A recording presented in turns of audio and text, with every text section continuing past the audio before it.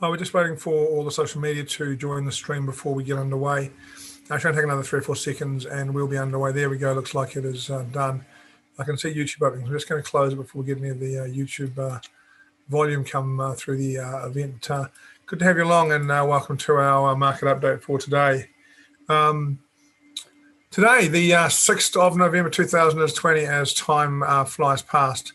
Look, I've going to start straight away with the news. Look, it's been a massive news week, and we still have this unresolved US election. And look, the problem with this unresolved US election is that really credible sources are calling it too close to call. And while everyone has their opinion on what's going to happen, I think the honest truth is it might still be too close to call, and we might need to be really careful about it.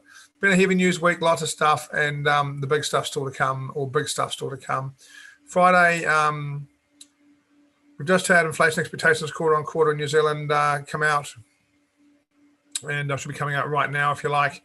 Canadian employment change, USA average hourly earnings, non-farm employment change, the big news of the month. And I guess that President Trump will be looking for some good news here. I think he could do this as sort of emotional, psychological fill-up, and he'll watch this number pretty closely, I think, and so will the market.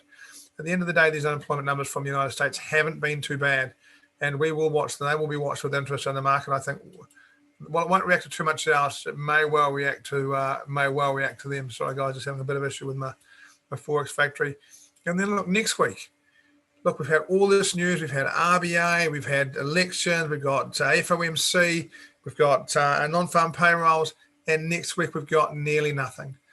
Interest rates from New Zealand on Wednesday, I think it is, and that is basically it for the week. And we're not expecting any announcements on this interest rate. We're not expecting any big surprises on the interest rates from New Zealand. The French, Canadian, and US holidays on Wednesday, and look, the only red news of the week that I'm getting is this. And what I think that means for us is these trends that are starting to set up will probably tick along next week. It could be some really nice trading conditions. And to be fair, we'll probably do some really nice trading weekends. Look, let's have a look at some charts. And look at last night you were on my show when I interviewed Chief Analyst Leon Ho from one of their major European banks.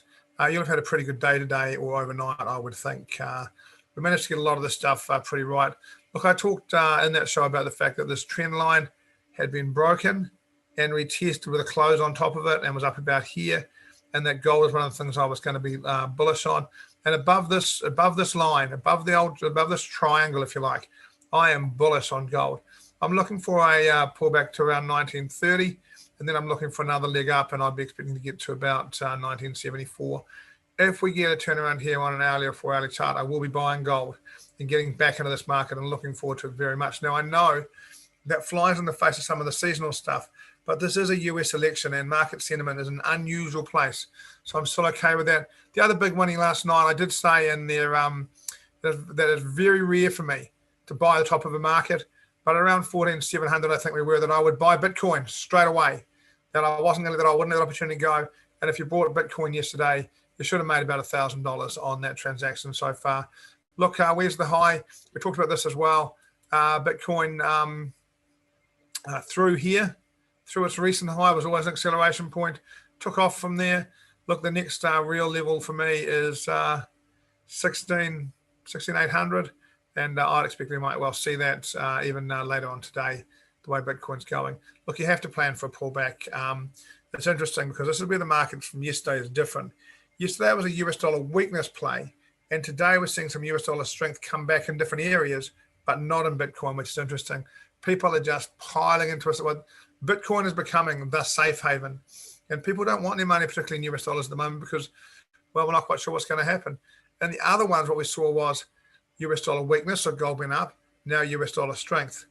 Bitcoin just keeps going up. The NASDAQ, and I said yesterday that I wouldn't buy NASDAQ on the top, that it was different from Bitcoin. US dollar weakness, US dollar strength as it pulls back. Are we bullish? Look, I think we're bullish. You know, I would love a pullback down to the horizontal level, maybe a little bit lower down to this area here, but I think it's likely we won't get a pullback below Wednesday, top of Wednesday's bar. We'll have a look and wait, but for mine, I'll be a buyer of NASDAQ only, but only above when I've got a pullback and a decent opportunity to buy it. S&P 500, now notice this again. This was US dollar weakness. This is US dollar strength. So the theme has changed. We've seen US dollar weakness, and now we're seeing US dollar strength. And again, the question, a little bit untidy on this chart. Where's it going to pull back to? Possibly we're going to see it pull back to here, possibly a little bit further. Now, if this daily bar wants to close at the bottom down around here, that is a very bearish pattern for me. Now, it's not a commonly used bearish pattern, but I would definitely that would change my sentiment. And I would be looking for a pullback down to the bottom of this bar, maybe this horizontal level here. Oil, I said yesterday on oil, I wouldn't trade it at the moment, so I don't like it very much. We've had a great time with it, talking about the top and bottom of this range and going from the bottom to the top and the top to the bottom and the bottom to the top and the top to the bottom. We talked about breaking out and getting down to this level here, which we did beautifully. But we're now back up in this range. And right now, for me, the dominant force of this is going to be, here's a low, here's a lower low, here's a high, here's a lower high. So I'm bearish, but I wouldn't be prepared to be bearish on this. There's not a lot of money here from where we are to the bottom of the range. You could possibly trade it down there, but really I want to see a close below the bottom of the range. I believe we're going to bring on and look at this level here. For me, I'm probably out. Now, euro, yesterday dollar weakness, today dollar. Look at this.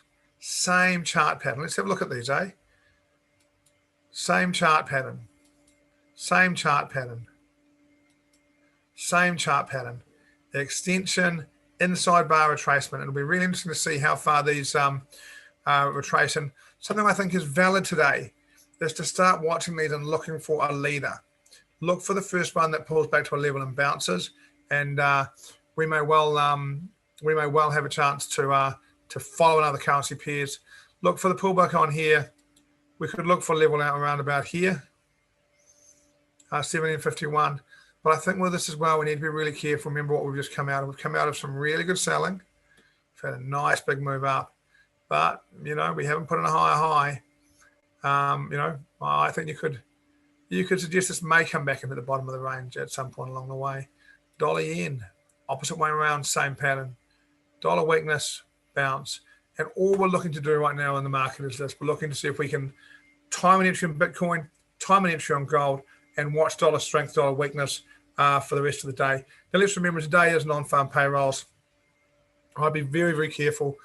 Numbers here may just shock this market back into work. I've got to say, this is a week where a lot of people have been looking for an election result they don't have, and they've been looking to trade it. So there's a lot of frustrated traders out there because they don't have a result. Gosh, the counting process in the USA is not fast, and there are some frustrated traders out there. And if we got any NFP result that was interesting, I can see some traders flocking into the market, and I'd be pretty cautious of that as it unfolds. For me, the better option right now, maybe time your way into Bitcoin if you can. Keep an eye on gold if you find a bounce, and wait for next week, because I think next week we're going to see these trends firm up and move, and we'll talk about those next week. I'll be back Monday at the same time. Have a great weekend. Have a nice break. Turn the TV off. Let the Americans sort out their election like they should be left to do. Let them count the votes and get it sorted out, and God hope that process is finished properly. Then come back Monday and start again. I think it's been I don't know a few guys, but it's been a really intense week. Some great times. We managed to pick that bit of change in the price action in the election. Some nice stuff yesterday on the calls. Fantastic guest on the Meet the Trader session. Meet the Expert session yesterday with Leon. It's been a big week. 1 or 2 trades for me today, maximum from here, and a bit of a break. I'll be back Sunday night doing market analysis with the team. I'll see you there.